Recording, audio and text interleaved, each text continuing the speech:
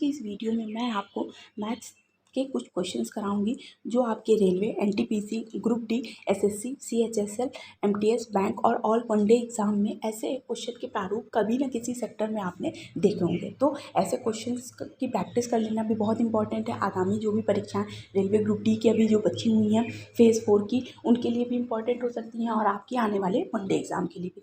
तो let start. सबसे पहले क्वेश्चन की बात करें तो देखिए, पहला क्वेश्चन है कि आपने देखा होगा, क्वेश्चन दिया है 12 बंदर 12 केले 12 मिनट में खा सकते हैं, तो 4 बंदर 4 केले कितने मिनट में खाएंगे। देखिए, ऐसे क्वेश्चन आपने परीक्षा में देखे होंगे, चाहे हम मैथ का प्रैक्टिस जब सॉल्व करते हैं प्रैक्टिस सेट, तो हमने ऐसे क्वेश्चन देखे होंगे। आप कहाँ देखिए, बहुत से मोस्टली स्टूडेंट है जो इसका आंसर 4 बता देंगे, जो पूरी तरीके से क्या है। देखिए, आपको ऑप्शन में कन्फ्यूज़ करने के लिए ऑप्शन में वो नंबर दिया रहता है, लेकिन आप ध्यान रखिएगा आपका आंसर क्या होगा यहाँ पे। देखिए, 12 बंदर 12 केले 12 मिनट में खा रहे हैं, तो एक बंदर एक केला भी 12 मिनट में ही खाएगा, ध्यान रखिएगा। उसी तरीके से 4 बंदर 4 केले कितने मिनट में खाएंगे, 12 मिनट में खाएंगे, इसलिए आपका ऑप्शन क्या हो जाएगा, 12। ध्यान रखिएगा, आपका ऑप्शन क्या हो जाएगा, 12 हो जाएगा। ध्यान रखिएगा। देखिए, यहाँ पे क्या दिया, ऑप्शन क्या दिया है, 12, 4, 6, 8। 4 नहीं होगा बल्कि 12 ही होगा, क्योंकि 12 बंदर 12 केले जब 12 मिनट में खा रहे हैं, वैसे एक बंदर एक केला 12 मिनट में खाएगा। अब यहाँ पर 4 बंदर पूछ ले, 6 बंदर पूछ ले, 8 बंदर पूछ ले, आपका आंसर क्या हो जाएगा, 12 मिनट ही रहेगा। यानी एक बंदर एक केले को खाने में 12 मिनट का समय लग रहा है। उसी तरह 8 बंदर का अगर आपसे पूछे तो 8 बंदर 8 केले 12 मिनट में ही खाएंगे, तो इसलिए आपका आंसर क्या हो जाएगा, 12 मिनट। देखिए, ये क्वेश्चन आपने कहीं ना कहीं प्रैक्टिस सेट में देखा होगा, इसलिए मैंने इस क्वेश्चन को लिया हुआ है, क्योंकि ऐसे क्वेश्चन आपकी परीक्षा में आ जाते हैं। अब हम दूसरे क्वेश्चन पर बात करते हैं।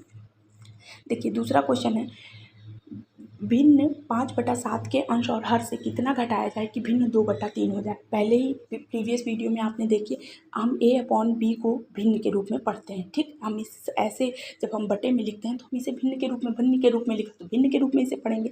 अब इसमें दिया है कि 5/7 के अंश और हर से, ऊपर वाली संख्या को अंश, नीचे वाली संख्या को क्या कहते हैं, हर कहते हैं। इसमें दिया है कि कितना घटाया जाए कि भिन्न 2/3 हो जाए। अब देखिए, आप ऐसे टाइप के क्वेश्चन को बाई ऑप्शन से करिए, बिल्कुल कम समय लगेगा। पहला ऑप्शन हम देख लेते हैं 2, 5 में से 2 को घटा के देख ले, 7 में 2 को घटा के, 5 में से 2 घटाया 3, 7 में से 2 घटाया 5, तो देखिए 3/5 आ गया। नया भिन्न जो पूछा है क्या है, 2/3 आना चाहिए, तो क्या हो गया, पहला ऑप्शन आपका गलत हो गया, ठीक। अब हम दूसरे ऑप्शन पर आ जाते हैं।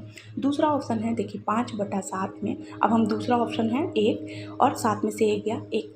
अब 5 में से 1 जाएगा तो क्या आएगा, 4, और 7 में से 1 गया तो क्या आ जाएगा, 6। अब इसे काट लेंगे तो 2 दूनी 4, 2 तियाँ 6, तो देखिए आपका क्या हो गया, 2/3 नया भिन्न आ गया, यानी आपका आंसर क्या हो जाएगा, 1 हो जाएगा। अब देखिए, इसको मैंने सॉल्व करके यहाँ बता दिया। आप इसे बाई ऑप्शन करिए। ये ऑप्शन के माध्यम से करने से आपका बहुत कम समय में, बहुत ही आसान तरीके से ये आपका ऐसे क्वेश्चन हो जाते हैं, तो आपका आंसर क्या हो जाएगा, 1 हो जाएगा। आप सारे ऑप्शन इसी तरीके से लगा के देख लीजिए। 5/7 में 1 घटाने में या 2 घटाने में बहुत ज़्यादा समय नहीं लगेगा, और इस तरह के क्वेश्चन का प्रैक्टिस करने पर आप फटाफट आंसर ऑप्शन देखकर आंसर टिक कर सकते हैं, ठीक। अब आते हैं तीसरे क्वेश्चन पे।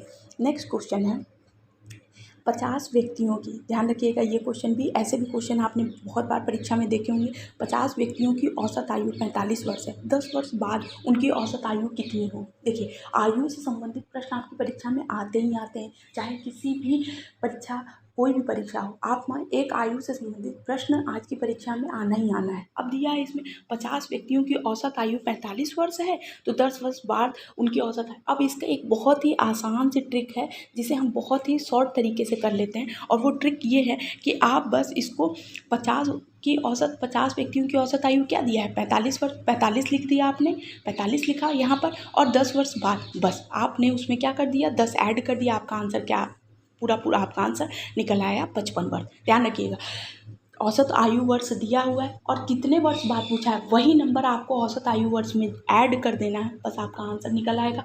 कुछ भी मत करिए, ऐसे सवाल में आपने कुछ नहीं करना, आप ध्यान रखिए। देखिए मैंने कैसे किया है, 50 व्यक्तियों की औसत आयु 45 वर्ष है, 10 वर्ष बाद उनकी औसत आयु कितनी होगी पूछा, बस आपने 45 में 10 को ऐड कर लिया, यानी 50 व्यक्तियों की औसत आयु में, यानी आयु वर्ष जितनी दी हुई है, वर्ष दिए, उसमें कितने वर्ष बाद पूछा है, उस संख्या को आपने ऐड कर देना, आपका आंसर आ जाएगा 45 या 55 वर्ष। अब यहाँ 45 की जगह अगर 65 दे देता और 8 वर्ष तो 65 में आप 8 को ऐड कर देते तो आपका आंसर आ जाता। तो ध्यान रखिएगा, ऐसे टाइप के प्रश्नों को करने का सबसे आसान ट्रिक मैंने आपको बता दिया। आई होप आपको ये अच्छा लगेगा।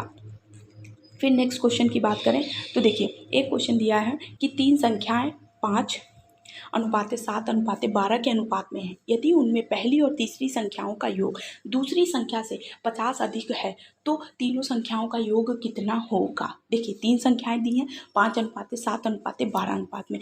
यदि इनमें से पहली और तीसरी संख्या का यानी पहली और तीसरी संख्याओं का योग यानी इन दोनों का योग अगर पूछा तो 12×5 कितना दिया है, 12×5 कितना होता है 17, यानी इन संख्याओं का योग दूसरी संख्या से 50 अधिक है। तो देखिए 50 अधिक है दूसरी संख्या से यानी 7 से 50 अधिक है, तो तीनों संख्याओं का योग कितना होगा। देखिए पहला ऑप्शन 120, दूसरा है 100, तीसरा है 85, चौथा है 95। देखिए इस टाइप के क्वेश्चन को करने का सबसे बेस्ट तरीका ये है कि 5, 7, 12 को आपने ऐड किया यानी कितना आ गया 24 आ गया।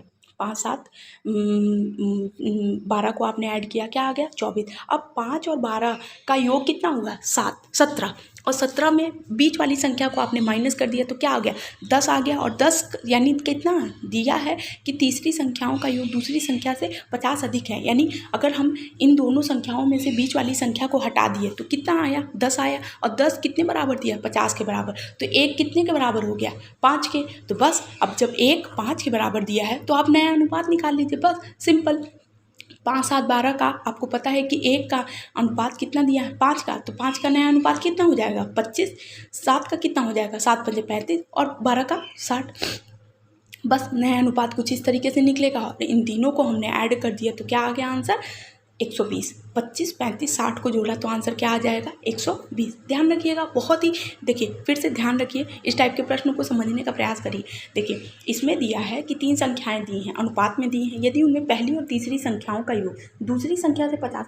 अगर हम 5, 7, 12 का योग पूछें अगर तो देखिए टोटल अगर बात करें तो 24 होता है। इसमें दिया है यदि उनमें पहली और तीसरी संख्याओं का योग यानी पहली वाली संख्या यानी 5 और 12 इन दोनों को जोड़ा तो क्या आ गया 17।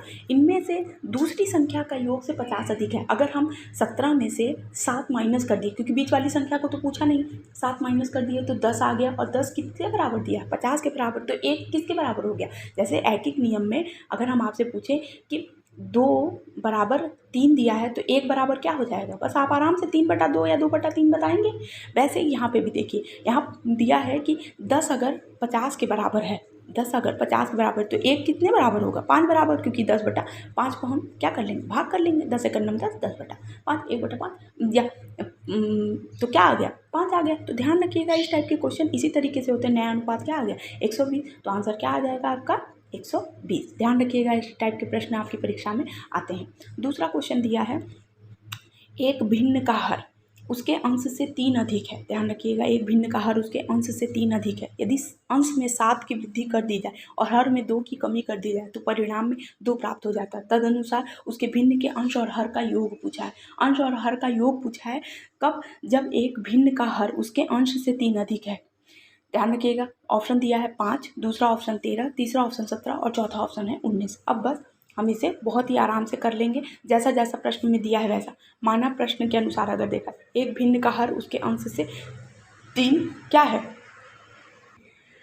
अधिक है, तो प्रश्नानुसार x/x+3 हो गया, क्योंकि हर क्या है अंश अगर मैंने x माना है तो अंश से 3 अधिक है तो x+3 हो गया।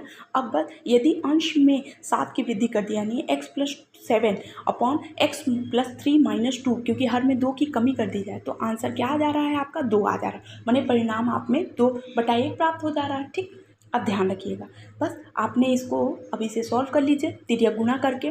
तो x में इसका गुणा करेंगे 7 में इधर का गुणा करेंगे तो x+7 = 2x+2 यानी x का मान क्या आ जाएगा 5 आ जाएगा। बस अब आपका क्या दिया है दोनों का योग पूछा है और आपने पहले ही अंश माना था x को और हर माना था x+3, क्योंकि अंश हर से 3 अधिक है। तो बस 5 और नया योग क्या हो गया 5/8 हो गया। 5 क्या हो गया 8 हो गया। दोनों का योग क्या हो जाएगा 5 और 8 का योग पूछा है तो 5 और 8 का योग क्या हो गया 13 हो गया। ध्यान रखिएगा इस टाइप के प्रश्न आपकी परीक्षा में आते हैं। तो फिर से क्वेश्चन को समझिए एक भिन्न का हर उसके अंश से 3 अधिक है। आपने अंश मान लिया क्या x को एक्स को आपने अंश मान लिया, हाँ, और हर क्या है, एक्स 3 अधिक है तो बस x+3 मान लिया। अब इसमें दिया है कि हर में 2, यदि अंश में 7 की वृद्धि कर दी जाए यानी x+7 कर दिया जाए और हर में 2 की कमी यानी बस। अब आपने इसको बराबर क्या परिणाम मिल जा रहा है, 2/1, 2 मान लीजिए तो 2/1 मान लीजिए और त्रिया गुणा करके बस आपने x का मान निकालना है और अंश और हर का योग पूछा है। नया अनुपात, नया जो अंश निकलेगा उसका योग आप बता देंगे तो आंसर क्या आ जाएगा, 13। ध्यान रखिएगा, इस टाइप की परीक्षा में आपके प्रश्न आपकी परीक्षा में आते हैं। तो आई होप आपके लिए वीडियो भी बहुत ही ज़्यादा यूज़फुल होगी। आई होप आपको ये ट्रिक भी पसंद आएगी। तो जो भी व्यूअर्स इस चैनल पर नए हैं प्लीज़ वीडियो को पूरा देखिए, क्वेश्चन को समझने का प्रयास करिए, ऑप्शन को समझने का प्रयास कीजिए, कौन से क्वेश्चन को हम बाई ऑप्शन के माध्यम से लगाते हैं इसको भी देखने का प्रयास करिए। तो आई होप आपके लिए वीडियो बहुत ही ज़्यादा यूज़फुल होगी। तो जो भी व्यूअर्स इस चैनल पर नए हैं, देखिए नए नए क्वेश्चन हैं जो आपकी परीक्षा में आते हैं और क्वेश्चन का प्रारूप भी कुछ नया है। ध्यान रखिएगा, ऐसे परीक्षा आपकी क्वेश्चन जो है बार बार रिपीट होते हैं। तो आई होप आपके लिए वीडियो भी बहुत ज़्यादा यूज़फुल होगी। तो जो भी व्यूअर्स इस चैनल पर नए हैं प्लीज़ मेरे चैनल को लाइक कीजिए, सब्सक्राइब कीजिए, शेयर कीजिए। Thank you.